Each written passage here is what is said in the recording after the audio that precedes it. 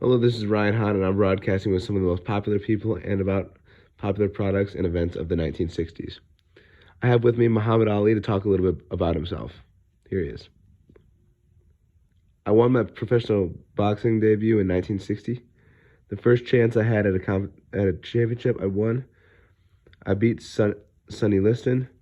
In fact, at that point, I went by Cassius Clay. It wasn't until 1964 that I changed my name to Muhammad Ali.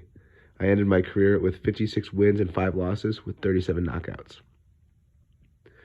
All right, and now I'm here with John Lennon, a lead guitarist for the Beatles, to talk about the band's success story. Here he is.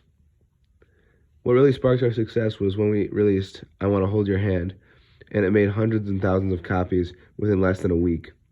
We also wanted to continuously make music that would appeal to younger audiences as we moved forward.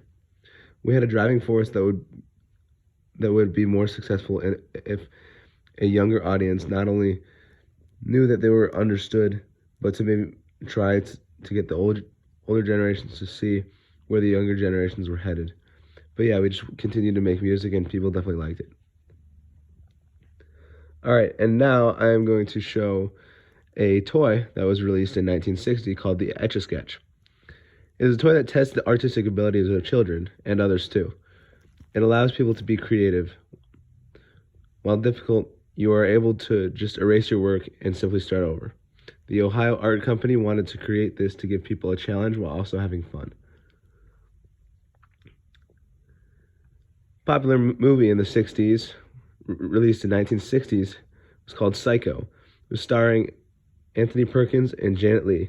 Psycho was a revolutionary film and was first released in 1960. Alfred Hitchcock directed this movie with the intention of frightening people to the point where it was entertaining. He wanted the suspense to draw people in. The title of the movie represents the mentally insane Norman Bates, who is, quote-unquote, psycho. This movie was revolutionary in the horror industry for both movies and books. Super Bowl I.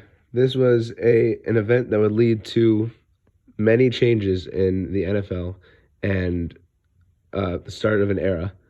On January 15th, 1967, the very first Super Bowl was held at Los Angeles Memorial Coliseum in Los Angeles, California.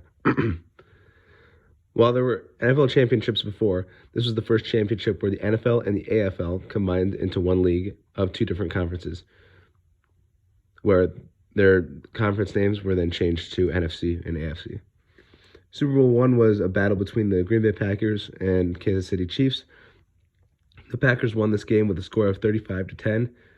Bart Starr, the Packers quarterback, threw 16 for 23 for 250 yards, 2 touchdowns, and 1 interception. The combination of the two leagues would revolutionize the future of the NFL, and now that there have been 56 Super Bowls, it's safe to say that it's something that the public enjoys. Nearing the end of the decade, in 1969, Apollo 11 was the first spaceflight where humans landed on the moon. Sure, Apollo 9 and Apollo 10 also landed on the moon, but those were unmanned lunar landings. This was the time that Neil Armstrong and Buzz Aldrin landed and walked on the lunar surface. Competing in the space race against the Soviets, who had pretty much beaten the Americans in all other substantial accomplishments through spaceflight, beating them to the moon was sure a good feeling. Once the Soviets were beating the Americans time after time, Americans had to push for something that would require both sides to start from scratch and battle it out. On July 24th, 1969, once Neil Armstrong said the well-known quote, "It's one small step for man, one giant leap for mankind," we were able to interpret and understand that this may have been one of the greatest technological achievements in human history, and it brought great optimism as to where the future would hold.